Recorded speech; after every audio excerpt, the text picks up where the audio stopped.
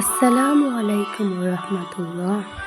হজরত আলী রাতেলার সঙ্গে এক কাফেরের তর্ক। হজরত আলী এক কাফেরের সঙ্গে তর্ক করিয়া বললেন যে, তুমি বলিতেছ পরকাল বলিয়া কিছুই নাই। যদি তাহাই সত্য হয় তবে তুমিও বাঁচিলা, আমিও বাঁচলাম।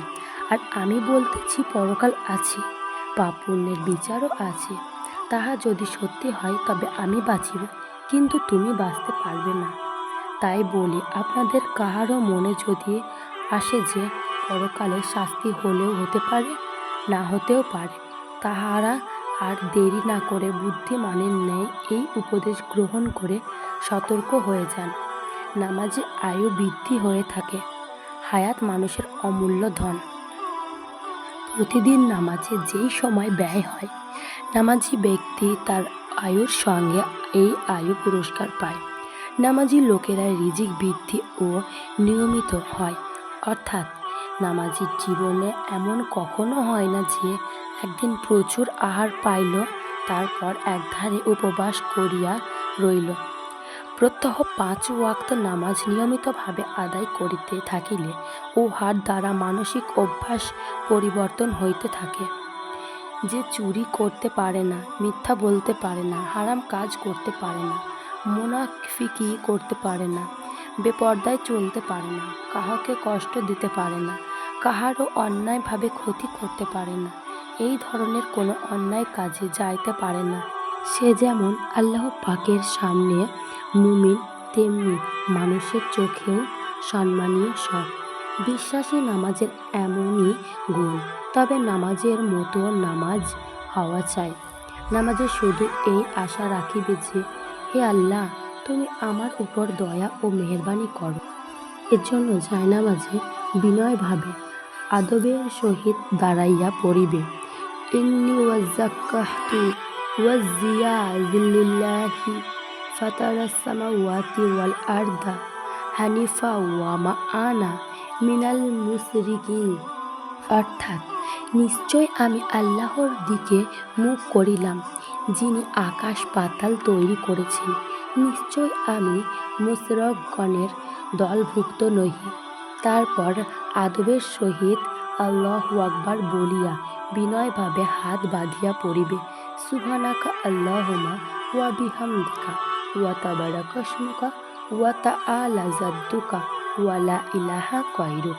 অর্থাৎ, হে আল্লাহ, আমি তোমার পবিত্রতা ঘোষণা করি, তোমার প্রশংসা করি, তোমার নাম বরকতপূর্ণ, তোমার মহত্ব সুতম উত্তম, এবং তুমি ছাড়া কোনো মাবুদ নাই। সূরা ফাতিহার অর্থ: বিশ্ব প্রভু আল্লাহ তাআলার জন্য যাবতীয় প্রশংসা, যিনি অতি দানশীল ও দয়ালু, বিচার দিনের মালিক।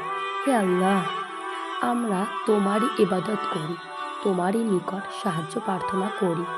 যাহাদের উপর তুমি সন্তুষ্ট হইয়াছ, তাহাদের পথে আমাদিগকে চালাইয়া নাও। আর যাহারা তোমার অভিশপ্ত হয়েছে, সরল পথ ভুলিয়া বিপথে চলিয়া গিয়েছে, তাহাদের পথে আমাদিগকে দিও না। হে আল্লাহ, তুমি আমাদের মোনাজাত কবুল করো। রুকু হইতে ওঠার সময় পড়িবে, সামি আল্লাহু লিমান হামিদাহ। অর্থ: যে আল্লাহর প্রশংসা করে, আল্লাহ তাহার ডাক শোনেন। রুকুর পর দাঁড়ানো অবস্থায় বলি, রব্বানা লাকাল হামদ। অর্থ: হে আমাদের রব, তোমার জন্য সকল প্রশংসা। 2 সিজদার মধ্যবর্তী সময়ে বসে অবস্থায় বলি, আল্লাহুম্মা গফিরনি ওয়ারহামনি। অর্থ: হে আল্লাহ, তুমি আমাকে ক্ষমা করো এবং আমার প্রতি দয়া করো। আত্তাহিয়াতু। অর্থ: আমাদের সকল শ্রদ্ধা ও অভিনন্দন, সকল জিকির ও স্মরণ, সকল শুভেচ্ছা ও পবিত্রতা একমাত্র আল্লাহ তাআলার জন্য। হে নবী, আল্লাহর পক্ষ হইতে আপনার প্রতি সালাম, রহমত ও অপরিসীম বরকত অবতীর্ণ হউক। হে প্রভু, তোমার সালাম হোক আমাদের সকলের প্রতি এবং তোমার সকল নেককার বান্দার প্রতি। আমি সাক্ষ্য দিই যে নিশ্চয় হযরত মুহাম্মদ সাল্লাল্লাহু আলাইহি ওয়াসাল্লাম আল্লাহর বান্দা ও রাসূল। দরুদের অর্থ: হে আল্লাহ, তুমি হজরত মুহাম্মদ সাল্লাল্লাহু আলাইহি সাল্লাম ও তার বংশধরগণের উপর অনুগ্রহ করো, যেরূপ তুমি অনুগ্রহ করিয়াছ হজরত ইব্রাহিম ও তাহার বংশধরের উপর। নিশ্চয় তুমি প্রশংসিত ও সম্মানিত। হে আল্লাহ, তুমি হজরত মুহাম্মদ সাল্লাল্লাহু আলাইহি সাল্লাম ও তাহার বংশধরগণের প্রতি বরকত অবতীর্ণ করো, যেরূপ অবতীর্ণ করিয়াছ তুমি হজরত ইব্রাহিম ও তার বংশধরগণের প্রতি। নিশ্চয় তুমি প্রশংসিত ও সম্মানিত।